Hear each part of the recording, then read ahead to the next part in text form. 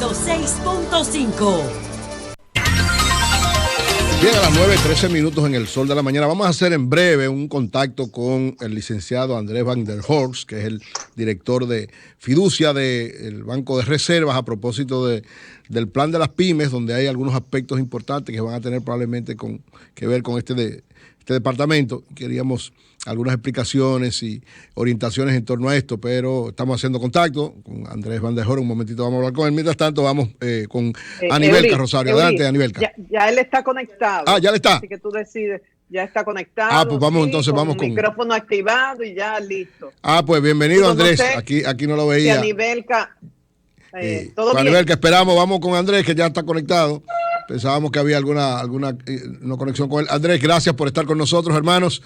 Y tú sabes que este es tu programa, queremos empezar. Buenos días, Eury. Buenos días, hermano. Y a todos allá. Tú sabes que cuando se anunció el plan de... ¿Cómo está, Marilena? Cuando se anunció el plan de apoyo a las pymes, uno de los elementos que se planteó es que algunos tal vez de esas medidas que el gobierno iba a implementar tenían que ver directamente con ese departamento que tú manejas. Entonces queríamos ver si nos daba una explicación, lo que tiene que ver con las facturas y con una serie de elementos que podrían ser parte de la aplicación por parte del Banco de Reservas y contigo. Adelante, hermano. Primero, buenos días a todos los que los escuchan. Y buenos días a ustedes, que siempre han sido mis amigos. Así es. Primero, como tú sabes, Eury, yo tengo en lo particular muchos años trabajando con la competitividad de las pymes. Y desde hace muchos años hemos visto cómo las pymes, de manera recurrente, abogan porque su problema es de financiamiento. Cuando se ven sin liquidez, entienden que el problema es financiamiento. Por eso es que hemos visto los gobiernos en los últimos 20 años que han sido reiterativos con los programas de financiamiento a través de diferentes ventanillas, sí, no solamente del banco, sino también del mismo gobierno a través de programas como Promipyme, luego Solidaridad, etcétera, Banca Solidaria, etcétera. Pero no hemos dado cuenta que el problema no es de financiamiento, sino de liquidez, que son dos cosas totalmente diferentes. Okay. Me explico. Cuando usted tiene un problema de financiamiento es porque necesita hacer inversiones, pero cuando tiene problema de liquidez es porque no tiene activos que pueden ser líquidos para seguir su capital de trabajo. ¿Por qué? Porque esos activos están en cuentas por cobrar. Correcto. Entonces, muchas veces el PYME, sin ese conocimiento, lo que hace es pedir un préstamo. Al pedir un préstamo, entra en un compromiso nuevo, un pasivo nuevo, que le genera otros problemas. Entonces, se genera de alguna manera una bola de nieve que no le hace ser competitivo porque su problema no era de financiamiento. Entonces, okay, nosotros hemos visto aquí en la fiduciaria una solución, sobre todo para las pequeñas y medianas empresas que le venden al gobierno. Okay. ¿Por qué? Porque muchas veces esas pequeñas y medianas empresas que acceden y que están vendiendo todos los días más productos de una política para que las pymes puedan participar más, tanto en bienes como servicios del gobierno, tienen un gran problema porque muchas de esas instituciones no tienen la liquidez necesaria, porque no tienen un flujo de caja como una empresa normal, correcto, para poder pagar a tiempo, o muchas de ellas hacen un compromiso a 90 días, a 120 días, a 60 días.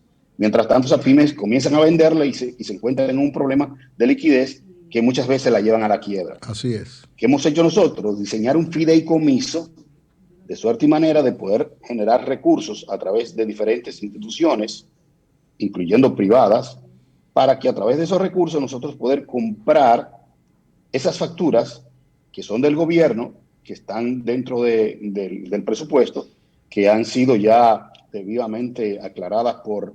o sea, aceptadas como deuda del gobierno. Claro, por los organismos que tienen que ver con Contraloría, presupuesto, etcétera, la DGI, y nosotros comprar esa factura para que esas pymes puedan tener esa liquidez sin necesariamente entrar en un préstamo. Okay. Entonces, le sale mucho más barato, pero además no entran en un compromiso que tiene que ver con crédito.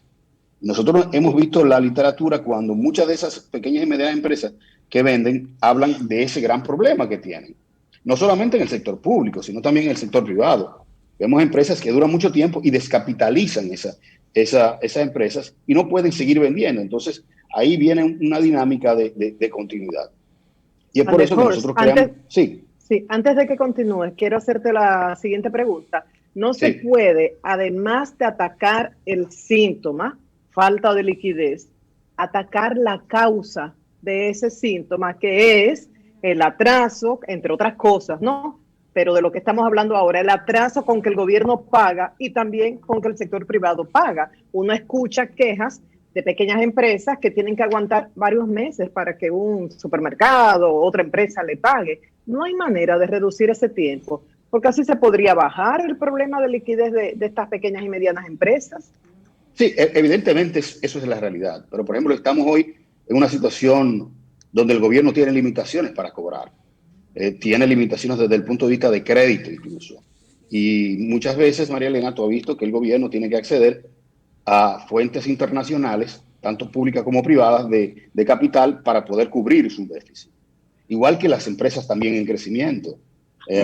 Ustedes todos saben que yo vivo en Punta Cana y yo tengo una empresa en Punta Cana y que ahora esa empresa tiene un problema de un tema de una demanda por producto del turismo, pero nosotros tenemos que seguir pagando.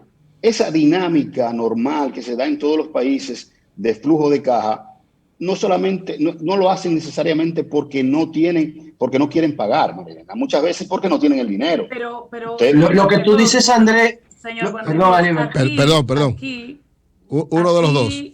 Ahora mismo hay un tema de pandemia y hay una serie de circunstancias que pueden hacer que uno comprenda esos atrasos, pero el tema de no pagar a tiempo forma parte como de nuestra cultura. De hecho, desde hace unos años, el gobierno no te asigna tal proyecto hasta que tal proyecto tiene el presupuesto establecido. De hecho, lo puedes monitorear en línea y aún teniendo el dinero para ese proyecto, no te pagan. Duran meses, hasta años para pagarte. Entonces, ¿cómo parar eso?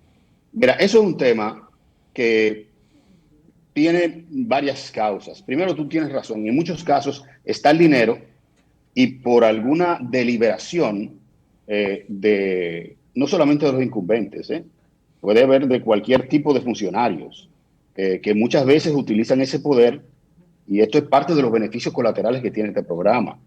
Ya de alguna manera ese poder discrecional que en muchos casos tiene algún funcionario para parar un cheque, no pagar, esconder alguna factura, que no es todos los casos, ¿no? O desarmar, o Andrés, desarmar el expediente, incompletarlo para tener argumento para no pagar. Que lo rechacen. Correctamente. Hay muchas de esas cosas que se van eliminando con este programa y que cuando se comienza a ver que ya no hay ese tipo de beneficios, si se quiere, o ese tipo de subterfugios, se comienza a eliminar ese tipo de cosas. Sin embargo, hay otro tema que es el mayor, y te lo digo porque fui muchos años funcionario público. Muchas veces usted tiene un dinero, un presupuesto, tiene que ejecutar, entra en una serie de compromisos, y cuando se da cuenta, hay un tema de flujo de caja en el gobierno y en el Estado, que por muchos temas de trámites, como ustedes saben claramente, nosotros tenemos una estructura institucional desde el punto de vista de la compra bastante, si se quiere, rigurosa, que toma tiempo. Se hace un contrato, luego de que se hace un contrato, se hace una orden de compra, luego se hace una factura, esa factura entra dentro de la dinámica de los libramientos que aprueba primero Contraloría, se ve todo que queda bien, si pasa por DGI, o sea, hay una serie de trámites que no hacen que eso sea tan expedito como pagar inmediatamente. Entonces tenemos tres causas básicamente. Uno es el problema del flujo de caja normal, que lo tiene el gobierno, ahora por un problema de pandemia, pero normalmente tiene flujo de caja, tiene problemas de flujo de caja, por eso vivimos en déficit, ¿no? Y eso no solamente pasa en la República Dominicana, pasa en cualquier otro país. El otro tema es lo que tú bien dices. Muchas veces hay funcionarios y personas que malsanamente utilizan su poder de decisión para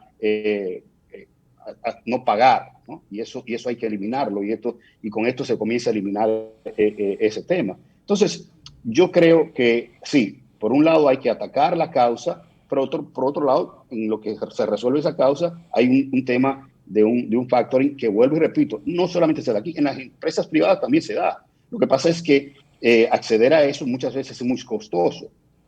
Nosotros tenemos una plataforma en el Banco de Reserva que lo hace a nivel privado. Es la primera vez que lo estamos haciendo fuera del banco a nivel público, ¿Para qué? Para poder llevarle a la menor tasa posible del factoring, que es esta. Estamos hablando de 1.5% mensual, más o menos.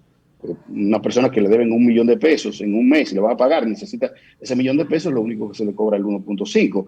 Por lo tanto, entonces, no es tan... ¿cuánto estamos hablando? De 15,000 pesos. Correctamente. Entonces, por millón.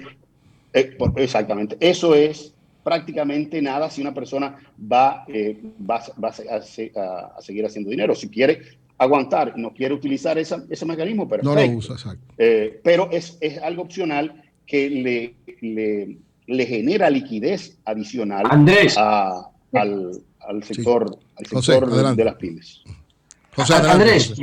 yo fui uno de los que mostró más interés en que hiciéramos esta entrevista contigo porque me parece algo sumamente eficiente y novedoso, tomando en consideración que se plantea en un contexto de crisis donde hay una necesidad urgente de liquidez y tomando en cuenta de que esto pudiera estar enfrentando, atacando o eliminando un mercado negro que había de pignoración. Yo no sé si hay alguna diferencia entre la pignoración y el factoring que ustedes están promoviendo, pero yo sé que aquí hay oficinas que compran deuda pública, que se aprovechan de las dificultades de pago y cobro y compran esa factura a proveedores públicos, pero no la compran a un 1.5, la compran a un 20, a un 30 y hasta un 40%. Así es. ¿Cuál es la diferencia entre ese comportamiento usual que tiene un tufo terrible de corrupción y lo que ustedes están planteando ahora? Mira, son dos cosas. Primero, hay un mercado de deuda pública, que ese mercado de deuda pública, vamos a ver, cuando se termina un año fiscal, o sea, cuando se termina un año de presupuesto, todas las deudas del año pasado entran dentro de la categoría de deuda pública, ¿no? Y esa deuda pública ya entra en otra dinámica que no le pertenece a la va a Hacienda, correcto. Y eso entra dentro de otra dinámica. Y con otros criterios. Con otros criterios se toma mucho tiempo y eso normalmente tiene un mercado secundario que es el que, bueno, yo te compro esa factura y ahí entra todo esta nube gris de corrupción, de chantaje, etcétera, que eso hay que eliminarlo. Eso por una parte. Nosotros vamos a trabajar solamente con el tema de las facturas que tienen que ver con los años fiscales. Por ejemplo, en este año, comenzar a negociar las facturas. Vamos a comenzar. De este año, correcto. O sea, usted vendió este año. De cada año. Nosotros vamos a conversar con INAVIE, ¿no? Que compra a las pymes. Esa es el desayuno, lo del desayuno escolar. Todos los suplidores de INAVIE. Que ver con el bienestar escolar, etcétera. Venden 30,000 millones de pesos, José, al año a las pymes. ¡Wow! Pero con una característica, que no se concentran en la capital, sino que compran a nivel nacional. País entero, exacto. Una persona que en Montecristi le vende un bien o un servicio, en este caso un bien para el desayuno escolar, puede acceder desde Montecristi a esta facilidad, porque a través de un banco y a través de una computadora o de un teléfono celular pueden vender su factura. Y tú sabes, Andrés, que esos proveedores públicos cada 2 o 3 meses llaman aquí al programa para que nosotros lo ayudemos sobre a cobrar. Sobre todo los de INAVIE. Sobre todo los de bienestar estudiantil. Viven llamando a nosotros para que nosotros lo ayudemos a cobrar. Entonces, ahí entra un tema de que, bueno, se van a dejar, no tenemos dinero, vamos a dejar a esos niños sin desayunar. Eso es algo urgente que hay que pagar. Claro. Y bueno, y veremos después cómo le pagamos. Pero la prioridad es la compra, ¿no? Entonces, ahí entramos nosotros en ese tema. Pero el procedimiento, Andrés, el procedimiento y al monto hasta donde ustedes van a llegar con eso. Y el procedimiento, sobre todo, te digo por el caso de varios suplidores de INAVIE que nos llaman permanentemente o que nos dicen que incluso han hecho varias ruedas de prensa planteando su situación. Sí, nosotros vamos a recibir las facturas luego de que entren en línea a través de tu banco, que es la plataforma digital del Banco de Reservas, y a través de esa plataforma usted no tiene que moverse a ninguna parte. Usted entra todos sus documentos, eso lo recibimos nosotros, se le da un proceso de depuración que nunca dura más de 48 horas y hasta 4 millones de pesos nosotros vamos a estar comprando. ¿Por qué hasta 4 millones de pesos? Intermediación? ¿Qué cuesta? 1.5 de interés mensual. O sea, nunca más de un 18% anual. ¿Qué resulta? Que, vuelvo y te digo, tú puedes decir, bueno, es que un financiamiento me cuesta menos. Sí, pero un financiamiento es otra cosa, es otro tema. Ustedes tienen que entrar dentro a tomar un préstamo. Y esto es simplemente esto es, a ver si lo vamos entendiendo. Esto es un préstamo con la factura como garantía. ¿Sería esto? No, sería un préstamo. Esto es una compra de una factura. O sea, tú tienes una factura. Pero usted habla de un 1.5 mensual, o sea. Claro, ¿por qué? Porque en la medida que va durando más el tiempo, si su factura fue a 180 días, no puede ser el mismo precio que a un mes, porque el dinero en el tiempo tiene un costo. Va a depender, exacto, del compromiso de pago de la factura original. Claramente. Entonces, imagínense que después de INAVIE nos vamos a nosotros, a lo que tienen, a los suplidores de servicios del Estado. Por ejemplo, lo que ponen publicidad, que normalmente ustedes lo conocen bien claro, duran a veces a 6 meses para pagarle. Entonces, ustedes tienen proveedores de servicio, pueden descontar esa factura si así lo quieren. Pero vuelvo y repito, no es necesariamente un tema de que el gobierno no quiere pagar. Eso va a eliminar el pronto pago, que es oneroso. Exactamente. El pronto pago es parte Marilena sabe lo que es el pronto pago. El pronto es el 20 y 30%. 20 y 30%. ¿Cuánto es el pronto 20 y 30%. Alguna. Eso es una usura. Es una usura. Entonces, esto es totalmente transparente. ¿Qué nos permite a nosotros el fideicomiso? Bueno, nosotros poder recibir recursos de personas del sector privado que quieran invertir en este instrumento. Eso nos baja a nosotros los costos. Comenzamos con 1.5, pero si nosotros obtenemos un préstamo internacional para alimentar este mecanismo, puede ser que baje mucho más. Okay. Entonces, con esto, primero, es una situación ganar-ganar para todo el mundo.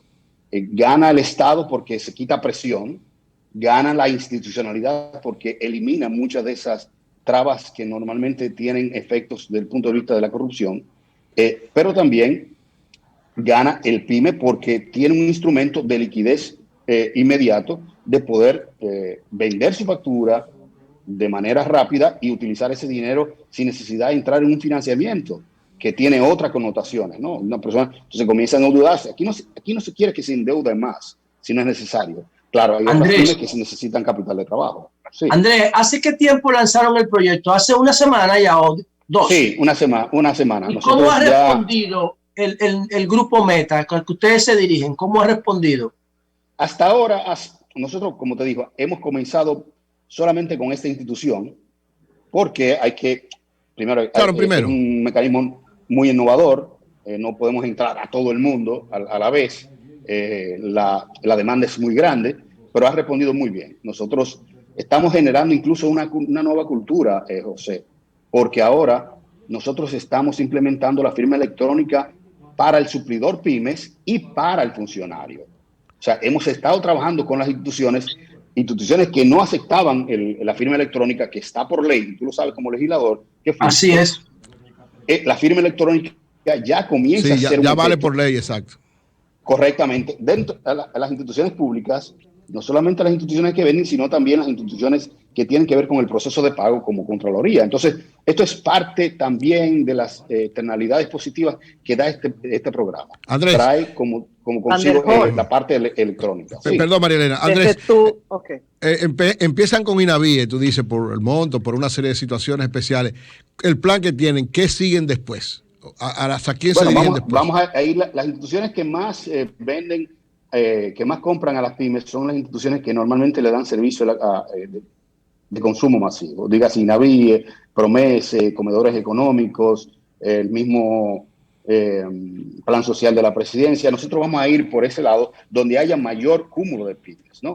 Pero lo que queremos es que esto siga creciendo para llegar a todo el Estado, ¿no? Y luego pasar del Estado, ya cuando tengamos bien fortalecido el mecanismo, entrar en otras instituciones que tienen que ver con el Estado descentralizado, como por ejemplo los ayuntamientos. Este es un proyecto muy, muy ambicioso que, vuelvo y te digo, por más que vayamos nosotros a eliminar todas esas trabas y paguemos cuando digamos que vamos a pagar, nunca un gobierno tiene la capacidad de tener el dinero en la caja para para pagar de una vez. Eso nunca va a pasar. Siempre hay un flujo de caja que es planificado, y eso es lo que nosotros estamos diciendo. Bueno, usted tiene una opción aquí de que cuando usted no puede esperar, en vez de coger un préstamo o, como dice José, entrar en la dinámica del pronto pago, usted puede acceder de manera transparente a un instrumento de la banca tradicional, y ojalá que los otros grupos financieros, los otros bancos, también lo hagan y lo promuevan en el sector privado, porque eso beneficia mucho al PYME, que muchas veces tiene problemas de flujo de caja, de crecimiento, de muchas cosas, y tiene que entrar en la usura muchas veces. María Elena, perdón, José, María Elena tenía una pregunta. Adelante, María Elena. Van der Horst. Okay. Sí, desde tu oficina en Fiduciarias Reservas, y en base a las informaciones que manejas, digamos, desde agosto hasta acá, ¿no? Hasta, ya 2 de febrero, ¿qué datos nos puedes regalar para entender mejor el impacto económico de esta pandemia en el país? Digamos, los últimos 5 meses. Mira, evidentemente que el impacto ha sido mayor que el que se esperaba en principio. Cuando comenzó la pandemia, en marzo, abril, se hacían proyecciones de que primero nosotros no íbamos a decrecer, luego que íbamos a decrecer un 2%, y al final decrecimos aproximadamente un 8-9%. Nadie esperó que el impacto iba a ser tan grande. Sin embargo, yo desde mi experiencia y por lo que me toca vivir donde yo vivo, sabía que iba a ser muy duro porque el turismo iba a ser muy afectado. Nosotros dependemos más del turismo de lo que la gente entiende. Y te pongo un ejemplo.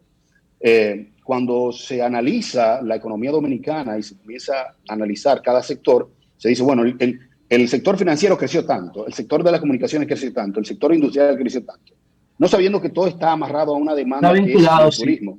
Claro, y yo te voy a poner un ejemplo en el negocio que yo estoy de hace ya 5 años. La provincia de la Altagracia tiene menos de un 3% de la población nacional. Sin embargo, consume el 14% de la cerveza del país. Diablo. Wow. Nosotros tenemos el 3% y consumimos el 22% del cemento que se produce en la República Dominicana. Por todo lo que implica el turismo, por todo lo que implica el turismo. Claro, porque es... Andrés, ¿el 32% de qué? Del cemento. Del cemento. No. ¿El 32% de qué? El 22% del cemento. Del cemento. Del cemento, correcto. O sea, es que la dinámica económica que se gira alrededor del turismo, de un consumo intensivo, tiene efectos en la cadena.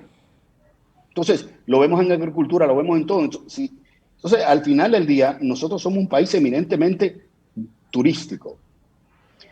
¿Por qué no ha caído más en los sectores, si se quiere, más populares?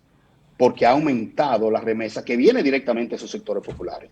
La remesa no afecta a la clase alta, no afecta a la clase media, ni tampoco beneficia a las pequeñas y medianas empresas. No, afecta al consumo. Señor Barrio, pero eso es neto, además eso es neto, eso no tiene repatriación de una parte ni nada, es neto. Partiendo de esa experiencia empresarial, personal que usted tiene, y tomando en cuenta que la pandemia nos ha afectado a todos los países, pero en los países que dependen tanto de lo externo, pues nos ha afectado más, porque de repente nosotros queremos que el país se llene de extranjeros, de estadounidenses, de canadienses, pero eso no solo depende de nosotros. Nosotros podemos tener aquí todas las condiciones, pero si Canadá cierra su frontera, si Argentina cierra su frontera, eso repercute.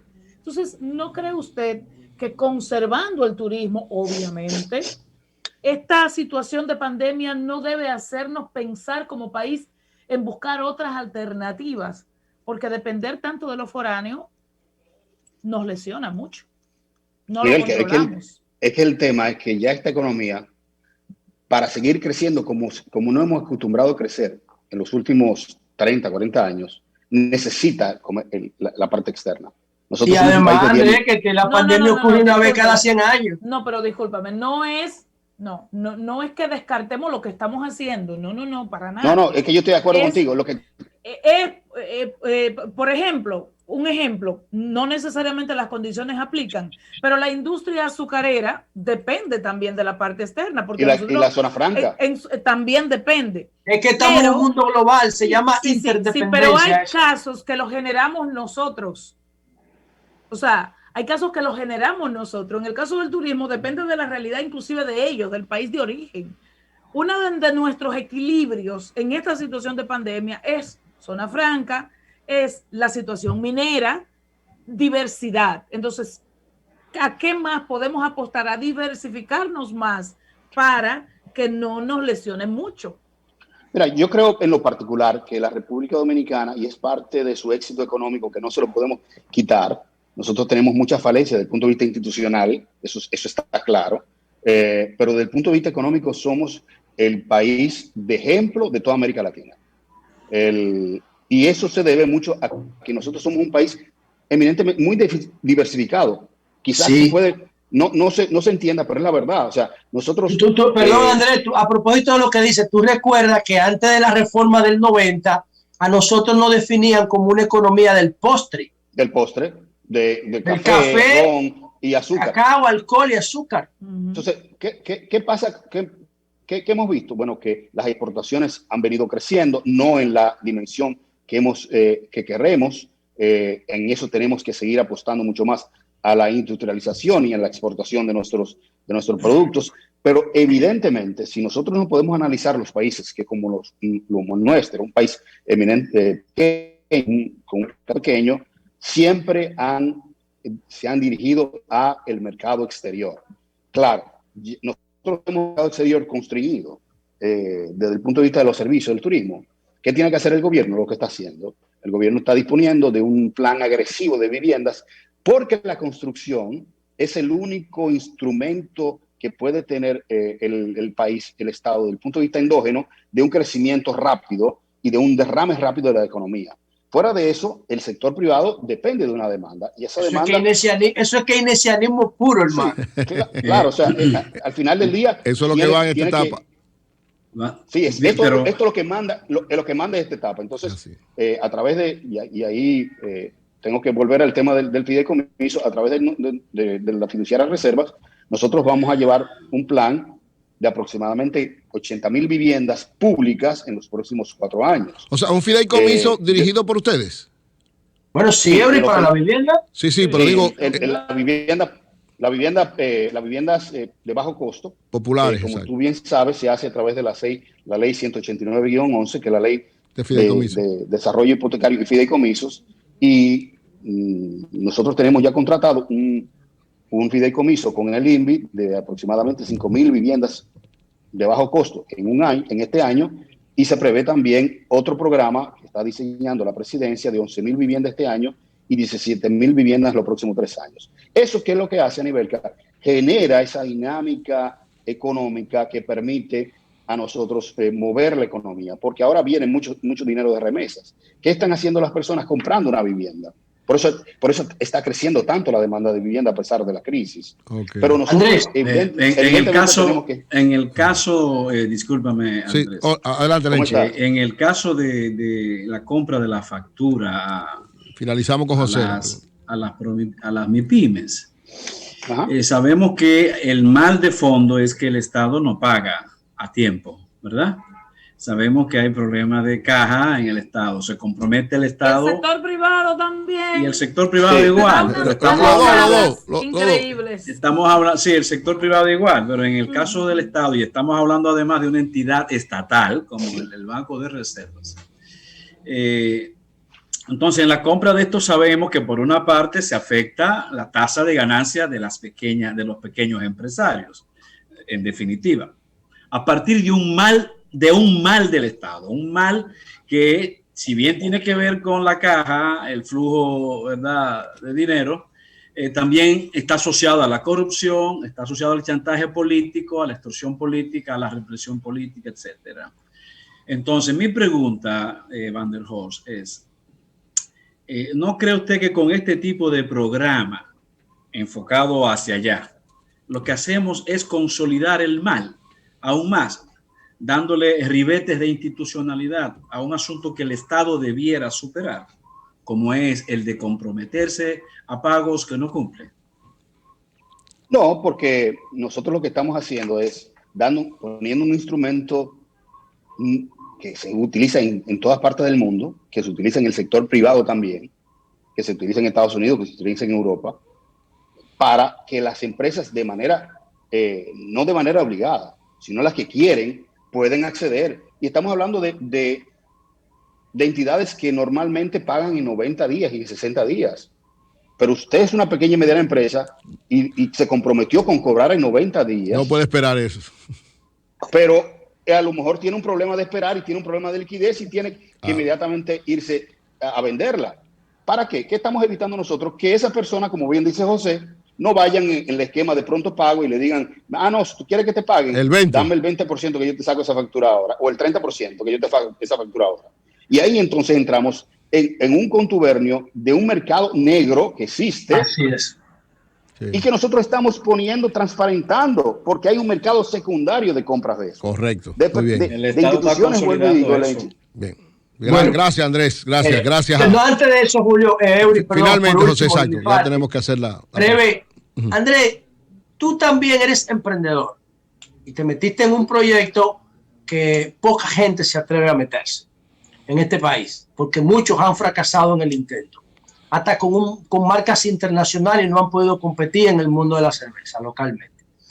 Desde el punto de vista de la experiencia del emprendedor que ha tenido éxito con su producto y también está atravesando la crisis, ¿qué consejo tú, que estás en los dos lados de la sociedad, como planificador y ejecutador de política pública y como emprendedor, qué consejo tú le darías a los cientos de miles de emprendedores que están ahora gestionando pymes en crisis por la pandemia? Lo primero es un tema práctico. Cuando hay épocas de crisis como esta, lamentablemente lo que hay que es tratar de subsistir. Y eso comienza con una cultura también de gasto y de recortes de gastos que son necesarios. En estos momentos lo que hay que tratar de subsistir a la crisis. Lo segundo es que al final del día aquí tenemos que eliminar la cultura del fracaso. Si nosotros hubiésemos empezado en nuestra empresa pensando en el fracaso, no hubiésemos llegado nunca. El emprendedor tiene que saber que el riesgo es parte intrínseca del emprendedor. O sea, ahí es donde se diferencia un emprendedor de un comerciante, vamos a decir. O sea, quien hace comercio normalmente lo que hace es comprar y vender, y eso es muy seguro porque está comprando un activo y está vendiendo un activo. El emprendedor lo que hace es trabajar sobre la base de un ingreso futuro, de un sueño, o sea, de crear un estado de riesgo que eso va a tener algún tipo de rendimiento. Que fracase, es normal, o sea, es normal, eso no se le puede tener miedo. En estos momentos, lo que hay que tratar de aguantar lo más que se pueda, bajando los costos que más se puedan y tratando de mantener lo más saneado posible, bajando las inversiones hasta tanto no se regularice la demanda. Cuando se regulariza la demanda, entonces usted comienza a hacer las inversiones normal. Pero son momentos de bajar ese nivel de inversión y no tenerle miedo al fracaso. No tenerle miedo al fracaso y seguir apostando a que la economía, y al final del día la evidencia empírica nos lo demuestra, sí, tuvimos una pandemia hace 100 años, pero lo que hemos visto es un estado de crecimiento constante y volveremos a tenerlo. En estos momentos lo que hay que hacer es aguantarse y buscar de qué manera sobrevivir. Yo creo que la economía dominicana se va a recuperar, la economía mundial se va a recuperar, la demanda va a ser otra vez mayor, grande, claro. Vamos a tener una economía mucho más sostenible, mucho más consciente de los temas de riesgos, de riesgos ambientales y sanitarios, etcétera.